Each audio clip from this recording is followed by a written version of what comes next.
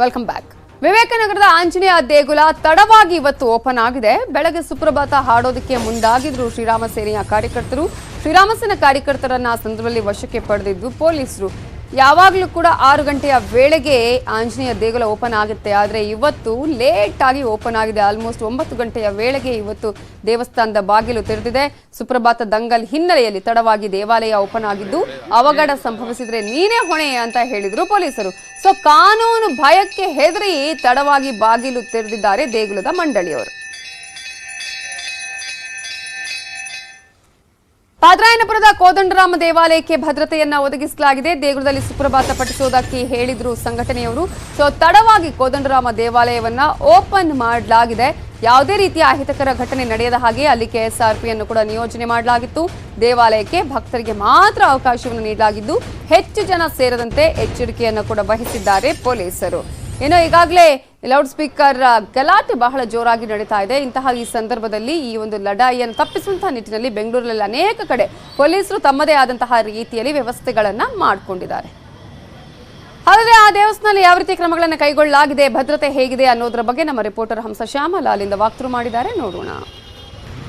ಮಸೀದಿಗಳಲ್ಲಿ ಆಜಾದನ್ನ ನಿಲ್ಲಿಸಬೇಕು ಅಂತ ಈಗಾಗಲೇ ಹಿಂದೂಪರ ಸಂಘಟನೆಗಳಿಂದ ಕರೆ ನೀಡಿದ್ರು. ಸೊ ಅದು ನಿಲ್ಲದ ಕಾರಣದಿಂದ ಇವತ್ತಿನಿಂದ ಅಂದ್ರೆ ದೇವಾಲಯಗಳಲ್ಲಿ ಭಜನೆ ಹಾಗೂ ಹನುಮಾನ್ ಚಾಲಿಸ ಹಾಗೂ ರಾಮನಾಮ ಜಪ ಮಾಡೋದಾಗಿ ಹೇಳಿದ್ರು. ಸೊ ಸದ್ಯಕ್ಕೆ ನಾನೀಗ ಪಾದರಾಯನಪುರದಲ್ಲಿರುವಂತಹ ಕೋದಂಡರಾಮ ಟೆಂಪಲ್ ನಲ್ಲಿ ಇದ್ದೀನಿ. ಇಲ್ಲಿ ಈಗಾಗಲೇ ನೀವು ನೋಡ್ತಿರಬಹುದು.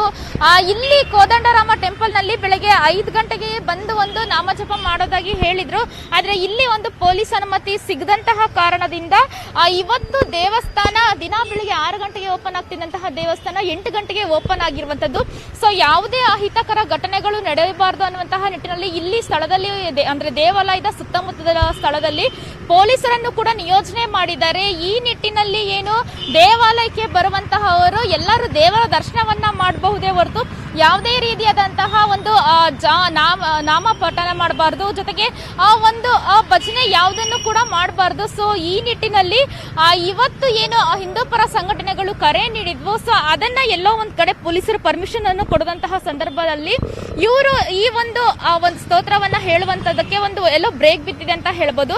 ಸೊ ಹೀಗಾಗಿ ಮಧ್ಯಾಹ್ನದ ವೇಳೆಗೆ ಅಂದ್ರೆ ಏನು ಮಧ್ಯಾಹ್ನ 12 ಗಂಟೆಗೆ ನಮಾಜ್ ಬರುತ್ತೆ ಅಂತಹ ವೇಳೆಯಲ್ಲೂ ಕೂಡ ನಾವು ಈ ಒಂದು ಆಜಾದ್ ಕೂಗುವಂತಹ ಹೊತ್ತಿನಲ್ಲಿ ನಾವು ಕೂಡ ಒಂದು ಹನುಮಾನ ಚಾಲಿಸನ ಪಠಣ ಮಾಡ್ತೀವಿ ಅಂತ ಹೇಳಿದ್ರು.